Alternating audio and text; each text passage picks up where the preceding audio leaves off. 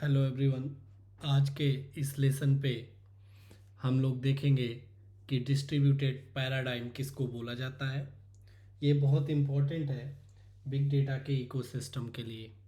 ये जो big data का टेक्नोलॉजीज़ है या हडूप का इकोसिस्टम है बोलूँ तो मेनली सभी डिस्ट्रीब्यूटेड पैराडाइम पे क्या होती हैं, पैराडाइम पे ही बनी हुई हैं या उसी के अप्रोच को फॉलो करती हैं। तो क्या होता है, इसको समझने के लिए, जानने के लिए एक मैं आपके सामने एग्जाम्पल रख रहा हूँ और उसको लेके हम लोग करते हैं इसको डिस्कस। अभी ऐसा एज्यूम कर लो लेट से कि आपके पास या आप अपने कंपनी में काम करते हो तो आपने देखा होगा यूजली मल्टीपल कंप्यूटर्स होते हैं। या आप ऐसा मान लो कि आप अपने कॉलेज के लैब में हो तो वहाँ पे भी आपने देखा होगा उनमें क्या होता है, आपके पास मल्टीपल कंप्यूटर्स या मल्टीपल सिस्टम्स होते हैं। अभी लेट से अभी हम लोग एग्जाम्पल के तौर पे ले लेते हैं कि हमारे पास 3 पीसीज है या 3 सिस्टम्स है। अभी इन तीनों सिस्टम्स का कुछ कॉन्फ़िगरेशन रख देते हैं। अभी के लिए मान लेते हैं कि इस पे जो रैम है वो 4 GB क्या है, अपनी रैम है। और मान लेते हैं इसमें 2 कोर के सीपीयू हैं अपने पास। और इस पे मान लेते हैं 500 GB की हार्ड डिस्क है पहले वाले पे। सेकंड वाले पे मान लेते हैं कि अपने पास 8 GB रैम है, 4 कोर के सीपीयू हैं इसमें अपने पास। एंड इसमें मान लेते हैं अपने पास 1 TB की क्या है, हार्ड डिस्क है। थर्ड वाले पे जाते हैं, इसमें भी अपने पास 4 GB रैम है। इसमें आप मान लेते हैं कि अपने पास 2 कोर का सीपीयू है। एंड इसमें भी मान लेते हैं अपने पास जो हार्ड डिस्क है वो 500 GB की हार्ड डिस्क है।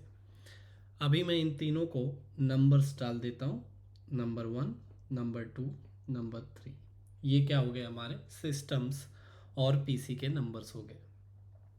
अभी के लिए इसको सिंप्लीफाई करने के लिए मैं आप लोगों के सामने एक सिंपल सा एग्जांपल रख रहा हूँ। ये पहला वाला जो है, इसमें आपका फ्री हार्ड डिस्क का जो स्पेस है लेट से 500 में से 50 GB है। ये जो आपका नंबर 2 वाला पीसी है, इसमें कितना फ्री स्पेस है, लेट से जूम 100 GB है। एंड जो थर्ड वाला है इसमें भी कितना है, आपका 50 GB है। ये क्या है, अपना फ्री हार्ड डिस्क स्पेस है। ठीक है, ध्यान रखना, ये वाला भी एंड ये वाला भी ये अपने पास है। तो अगर मैं बोलूँ आपसे, एक पूछूँ कि अभी आपके पास टोटल फ्री हार्ड डिस्क कितना है, राइट। तीनों पीसीज में टोटल की बात कर रहा हूँ तो मतलब तीनों पीसीज में। तो अगर आप देखोगे, इसको प्लस करोगे तो कितना हो जाएगा, आपके पास 200 GB का पूरा स्पेस खाली है। अभी लेट से मैंने आपको एक फाइल दे दिया जिसका नाम है, मैंने दे दिया लेट से demo.txt। और इस फाइल का साइज़, एक अकेले फाइल का साइज़ कितना है, 200 GB। और मैंने बोल दिया कि आपको ये जो फाइल है इसको कहाँ पे स्टोर करके दिखाओ, इन तीनों पीसी में या कि एक में रख दो, जैसे भी आपका बने।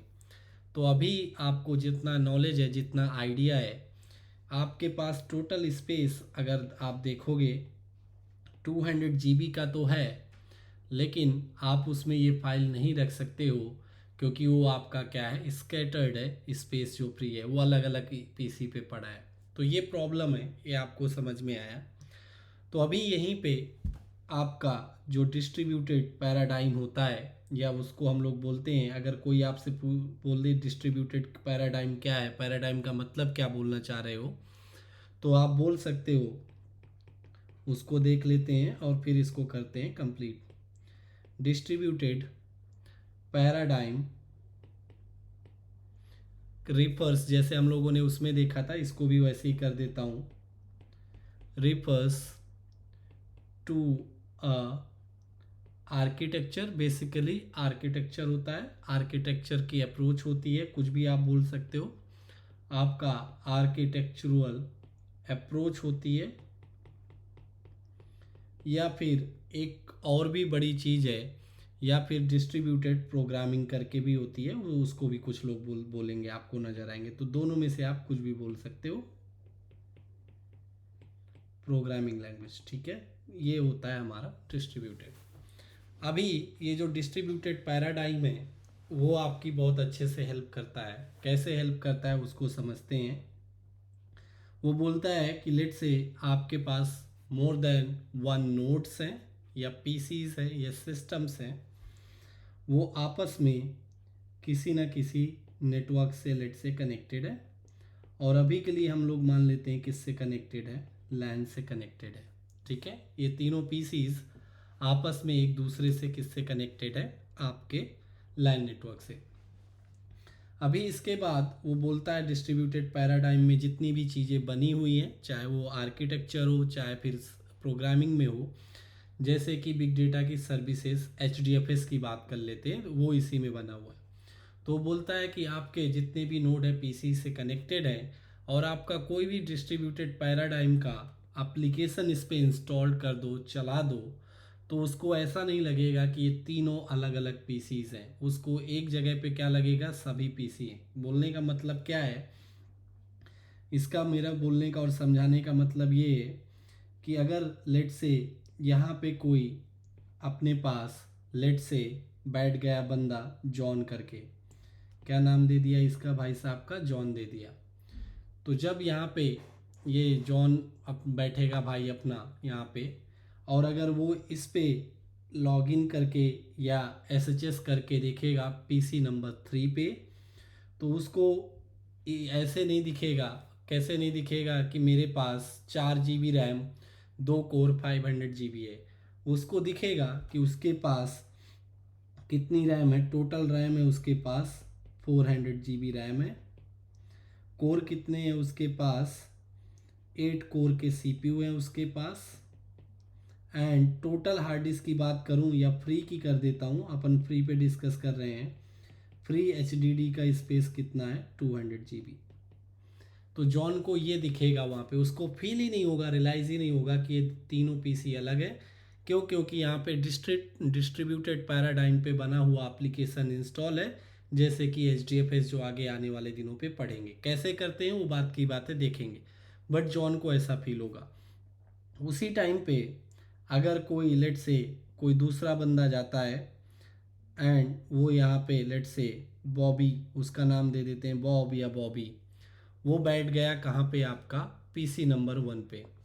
अगर वो इस पे लॉगिन करके या SHS करके देखेगा, तो उसको भी यही लगेगा कि तीनों कंप्यूटर्स के जितने भी रिसोर्सेस हैं उसको मिल रहे हैं। उसको ऐसा नहीं फील होगा कि उसके पास सिर्फ 4 GB 2 कोर या 500, उसको ऐसा नहीं दिखेगा। उसको भी क्या दिखेगा कि उसके पास जो रैम है वो कितनी है, उसके पास रैम यहाँ पे 16 GB रैम है।